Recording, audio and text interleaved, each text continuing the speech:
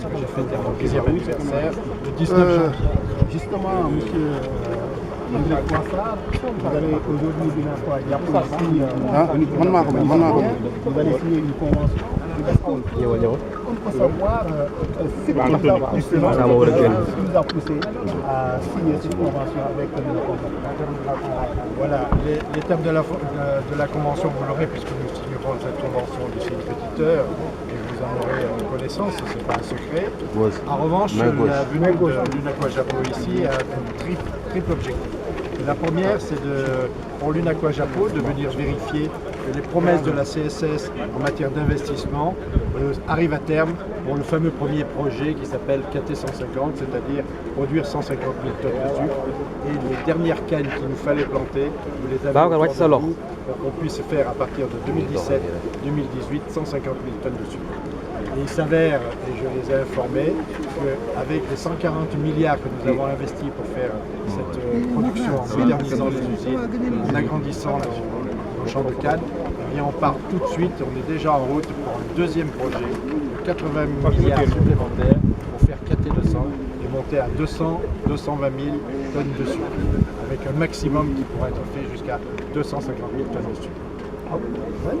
Déjà, on voit cette belle délégation de l'Unaqua-Diapo, on dirait que vous avez signé le calibre de la paix avec cette organisation qui vous a toujours jeté des pierres.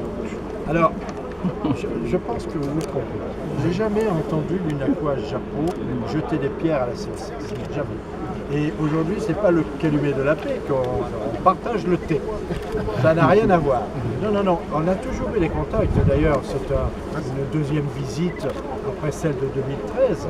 Et très tôt, on a eu des contacts. Et je crois que la première fois que j'ai parlé à des commerçants, ça remonte à il y a très longtemps, parce que j'étais secrétaire général de la CSS. C'était dans les années 2006. Et j'étais descendu expliquer qu'on était dans une situation où il fallait augmenter le prix du sucre. Et à l'époque, les commerçants disaient toujours augmenter le prix du sucre alors que le cours mondial n'est pas tout à fait au niveau, c'est pas bon. Et je leur avais expliqué que si on ne faisait pas ça, jamais on pourrait investir et jamais on rendrait un jour le pays autosuffisant. Et sachez que tous les pays qui seront autosuffisants en sucre pourront sucrer leur terre. Ceux qui n'ont pas eu cette vision futuriste, qui remonte aux années 70, du temps de Léopold Senghor, qui lui a eu cette vision de dire je veux ma compagnie sucrière, je veux que le Sénégal soit autosuffisant. Eh bien, 40 ans après, on s'aperçoit qu'il avait raison. Et il a raison aujourd'hui, parce que vous connaissez comme moi les cours mondiaux qui sont en train de flamber, et tous les pays qui n'ont pas de compagnie sucrière sont en grande difficulté. Ils sont en grande difficulté parce qu'ils ont du mal à trouver du sucre, et ils sont en grande difficulté parce qu'ils payent plus cher. Et aujourd'hui, le Sénégal est même victime de son succès, parce qu'on a appris que des commerçants venaient des pays voisins se servir sur le réseau et sur le marché du Sénégal et sortir en fraude ce sucre. Et ça, c'est très grave, parce que le Sénégal va être obligé maintenant d'importer du sucre pour alimenter les pays voisins. Ce n'est pas son rôle. On n'a pas à dépenser des dollars à Dakar pour aller livrer du sucre dans Bamako. C'est pas possible. Ou à Banjul. Alors, déjà, la vente de la compagnie sucrière sénégalaise, donc c'est de partout, les gens parlent de vino. Aujourd'hui, quelle explication vous pouvez nous donner? Aujourd'hui, il n'y a rien de fait. Vous savez, vous, journalistes, vous avez toujours 3 coups d'échec, vous avez le jeu d'échec, vous avez 3 coups d'avance.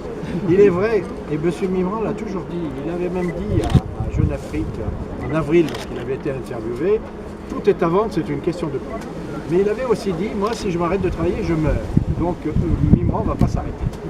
Aujourd'hui, il y a des fariniers, des vendeurs de farine, des minotiers qui sont intéressés par les moulins de Dakar, qui sont intéressés par les moulins d'Abidjan. Et il y a aussi dans le groupe Mimran, entre autres, la compagnie sucrière. Pas que ça, il y a plein d'autres choses.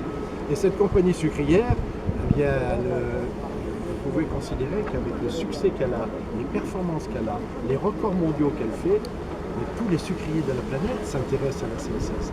Tous les sucriers de la planète aimeraient avoir dans son giron la CSS pour bénéficier de ce know-how, pour bénéficier de ce savoir-faire. Le Sénégal est performant, il y a les grands sucriers du monde ont envie de se payer la CSS. C'est une pépite, c'est un joyau. Mais donc, aujourd'hui, M. Mimran, quand il a part, il dit j'ai envie d'ouvrir le capital parce que j'ai 72 ans, je ne peux pas toujours moi tout faire. Et vous, directeur général, un jour vous allez partir, il faudra bien qu'il y ait d'autres groupes importants